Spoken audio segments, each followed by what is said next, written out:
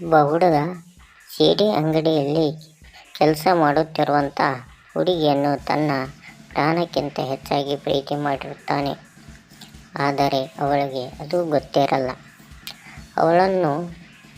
ಅವನು ನೋಡಬೇಕು ಎಂದು ಸಿಡಿ ತಗೊಳ್ಳೋಕ್ಕೆ ನೆಪ ಮಾಡಿ ಪ್ರತಿದಿನ ಹೋಗುವುದು, ಒಂದೊಂದು ಸಿಡಿ ತರುವುದು, ಹೀಗೆ ಪ್ರತಿದಿನ ಮಾಡಿರುತ್ತಾನೆ.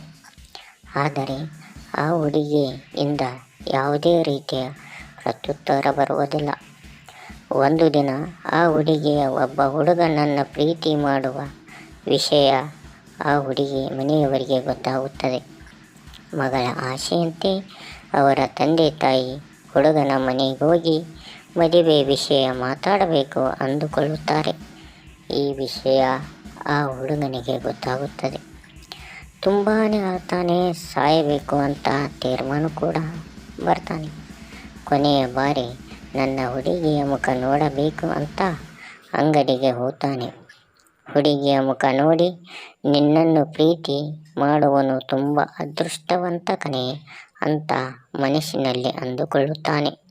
ಕೊನೆಯದಾಗಿ ಒಂದು ಸೀರೆ ತಗೊಂಡು ಮನೆಗೆ ಬರ್ತಾನೆ.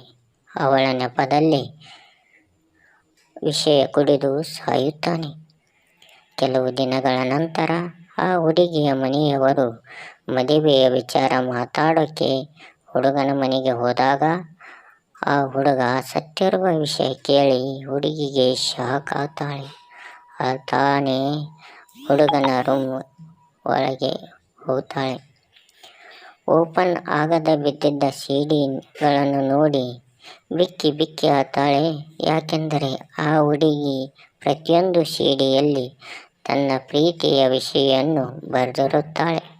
ಆ ಹುಡುಗ ಯಾವುದನ್ನು ಓಪನ್ ಮಾಡಿ ನೋಡಿರೋದಿಲ್ಲ. ಕೊನೆಯ ಸಿಡಿಯಲ್ಲಿ ನಮ್ಮ ತಂದೆ ತಾಯಿ ಮದುವೆಯ ವಿಚಾರ ಮಾತಾಡಲು ನಿಮ್ಮ ಮನೆಗೆ ಬರ್ತಾರೆ ಅಂತ ಬರೆದಿರುತ್ತಾಳೆ. ಅದನ್ನು ನೋಡದ ಆ ಹುಡುಗ ಅಪಾರ್ಥ ಮಾಡಿಕೊಂಡು ವಿಷಯ ಕುಡಿದು ತನ್ನ ಸಾವನ್ನು ತಾನೇ ತಂದುಕೊಳ್ಳುತ್ತಾನೆ.